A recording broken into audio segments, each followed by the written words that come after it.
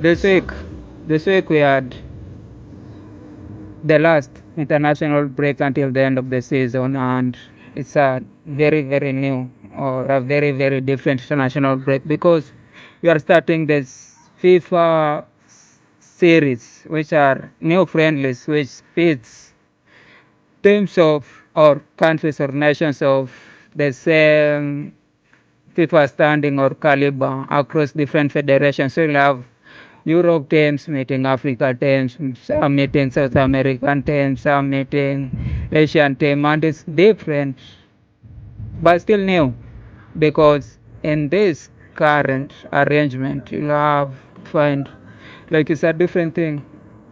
Like you have different nations that were always pitting against each other, now getting to meet different, like the way Portugal was always meeting either it's Lithuania or Estonia, and now it's different. They're meeting other different nations. Now Estonia is meeting Kenya, and now people like Ogam are starting to score against Estonia, which is strange because we can now really confess or say that people like Ronaldo will really start fighting, because if Ogam can score against Estonia, then Ronaldo can really start fight against Estonia. Anyway, there have been different, strange, surprising games across the federations.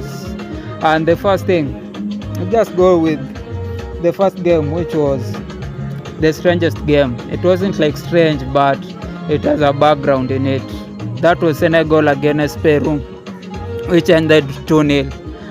The story for Senegal, which was of course outside the pitch, was that this year, at the start of this year, or from December to this year, we had AFCON, and Senegal won the AFCON. But on the last game, the final game, we had issues.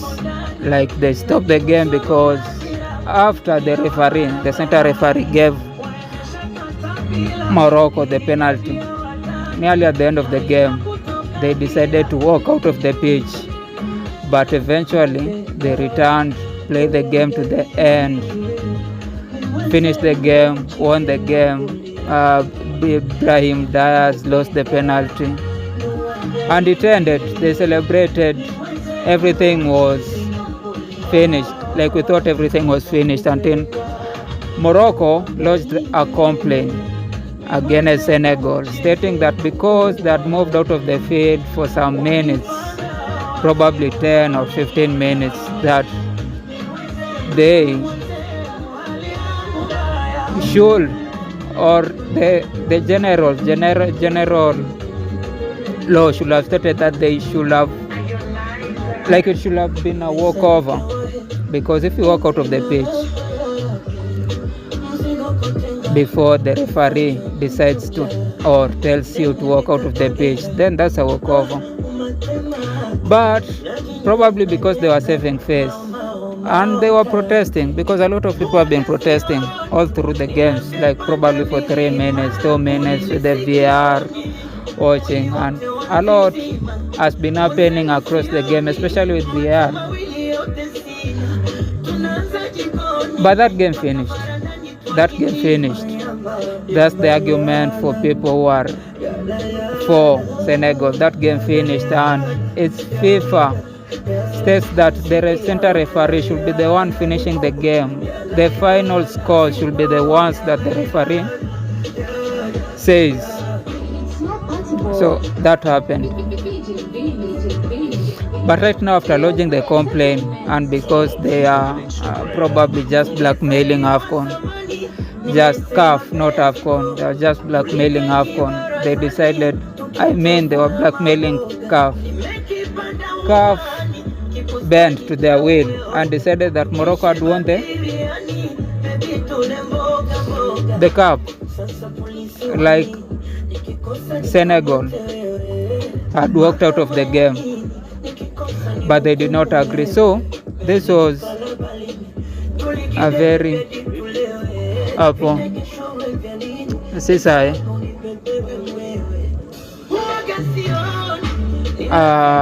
the where were we? So Senegal, when they went to Peru, I think that game was played in Europe. They decided to carry the AFCON with them. They carried the AFCON trophy with them.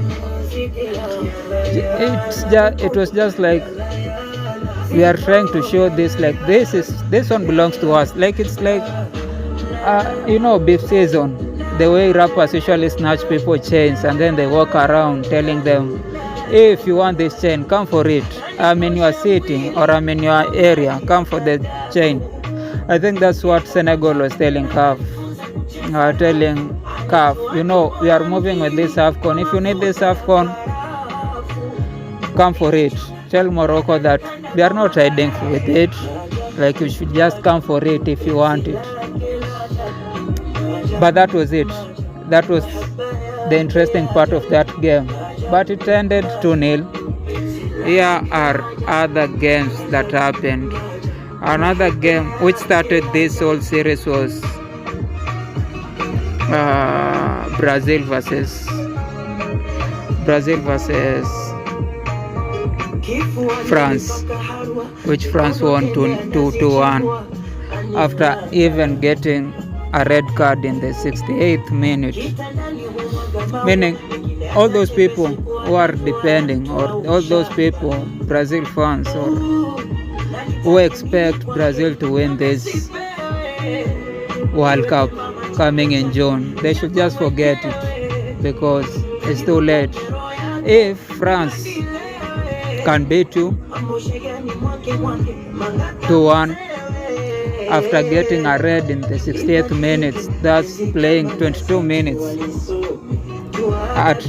with 10 people, and they scored the final goal with 10 people on the field. At that point, you should just concede. As early as right now, you should be able to tell that Brazil are not good enough.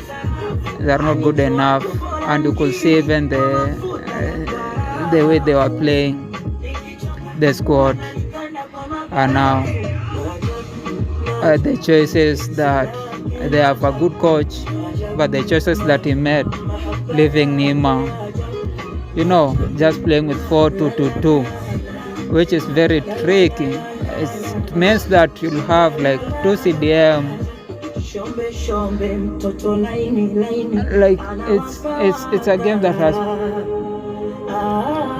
it used to work in early 2000. I don't know if it works right now. Right now you need to have a lot of people at the mid, because that's where, if a team is defending, they'll be defending with a lot of people just after the 18 box, which means you need to have at least 3 people. You need to have a lot of people at the 18 area. If you are that guy who's having just 2 guys in front, like strikers, and then you have 2 who are either attacking mid, but from the left side and from the right side, it will mean at the place where a lot of people are defending that 18 area, you'll have nobody. And if you are going to push people in front, you'll just be pushing CDMs, and then you'll have very few people to defend in case they have a counter, which I think that was the problem with Brazil in that game. As much as they were trying so much to attack, even when they were many on the field, even if when they were 11 versus 10, they couldn't just do it. And then the other strange game was Ghana versus Austria. And all of us, especially us, just seeing that Ghana squad, you see the people that are there, the Semenyo, the Kudus in front, and then at the back you have people playing in the top 5 leagues. and just not playing like they are the main people. Like Semenyo is very, very keen Man City. You have Kudus who's very, very keen Spurs. And you have all those guys, the center mid, who are very, very keen. So you expect that those guys will be able to give a very, very, very, a very, very high expression for how they play. Like they should be able to compete with these top teams without us saying our weakness, saying our mistakes, without us noticing that this is just another African country. No. So for me, I expected, like, because we have always been asking ourselves, like, which team can we put there as Africans? And it goes all the way, not just semi-final like the last time Morocco did, but goes up to final. That's what we are asking. A lot of us are asking. So for us having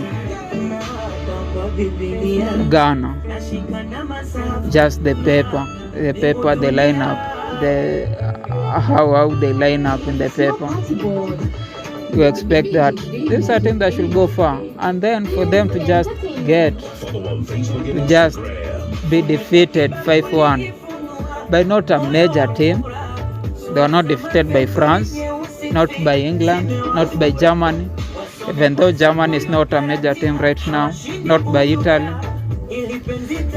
not by Argentina, Brazil, no, by Austria. 5 goals, 5-1 against Austria. Now you look at that score and you start wondering, like, what's wrong?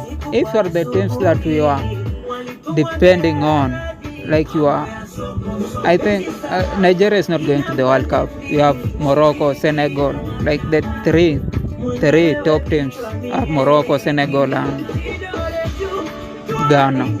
I don't think you can depend on South Africa at that level. So if you are one of the 3 top teams that we need to depend on, and then you go and lose against Austria 5-1, then it raises a very, very, very, very, very huge question. Because they missed AFCON, you can say it always looks like you can't fully depend on them, and that's what we are going to do in the World Cup for Ghana. We are not going to depend on them for this World Cup. We only have 2 choices, whether depend on Morocco or depend on Senegal. Those are the 2 teams that look like they will at least go far. Then the other games, like from the smaller teams, as I've already talked about Estonia and how it has proved Ronaldo start padding. Now the other game was England versus Uruguay. Top team.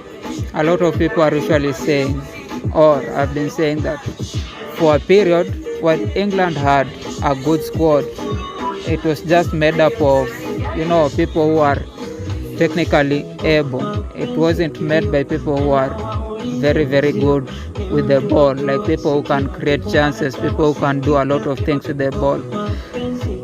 This time, we had people, or England has people who can really, really create chances. People like Palmer, people like Bellingham, even Foden, as much as Foden is not Saka. Like, you have all those guys who can do a lot of things with the ball. So you expect, like, with those additions, like, they're going to be a team to reckon with. But then you see them playing, and then it's just, especially with the new coach, Tuchel, who is a very, very, very good knockout coach. You expect that they should be doing a lot of things. And based on just that game, England for a period now has not been. It has always been getting clean sheets. I think it's 10 games in. Clean sheet. Again, this one they were going to get a clean sheet, but they considered a penalty. Uruguay scored. I don't know how that will carry them, because at the knockouts you want a team that again keeps clean sheets, and that's very good for this team and how they have played and the trend. But then I just don't know how long they'll keep it, especially when they start facing teams like Argentina, Spain, France. You just don't know how they'll perform. Now, those were the only, those were the only, there are other games that are going to be playing today, which are very key. I don't know how. It's not possible. Here they are for us, like Entertainment.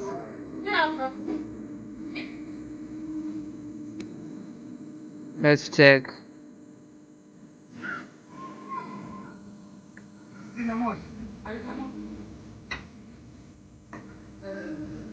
Mexico versus Portugal,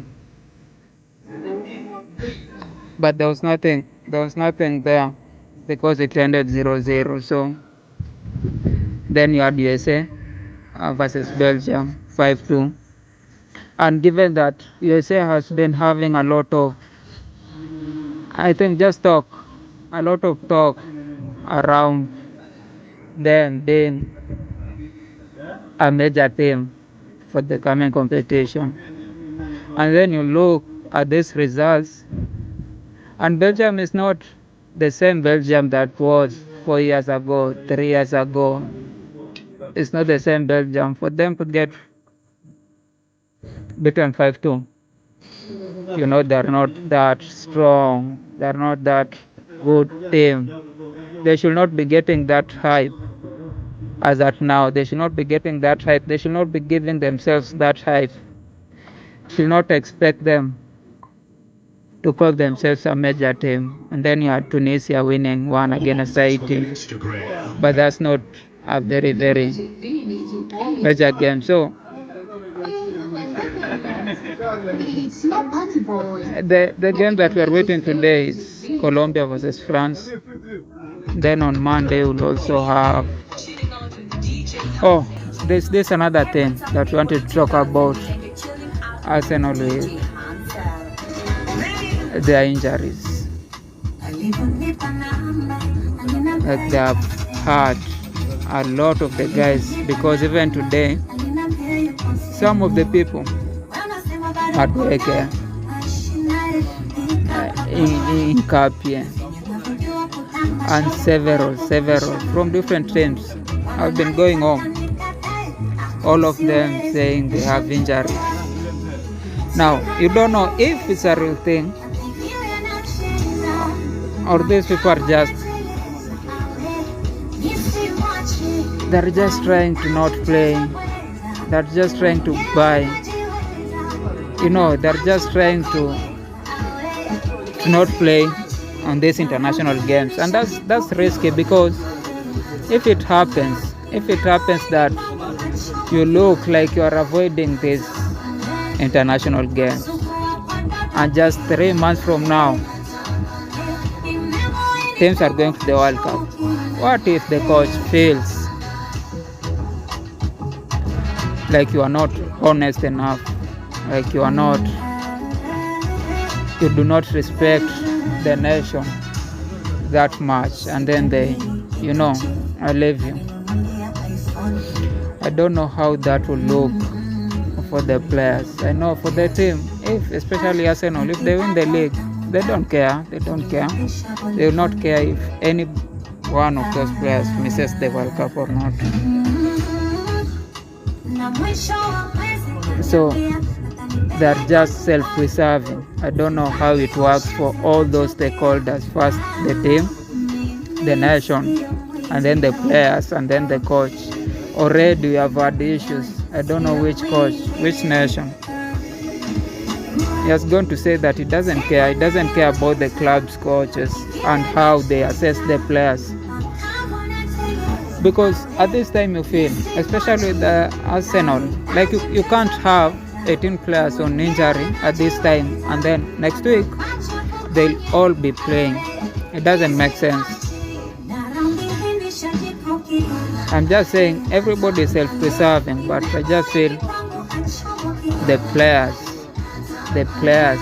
players might have a very, very hard thing once this season ends. Anyway, those were the things that I thought we should talk about today. Nice day.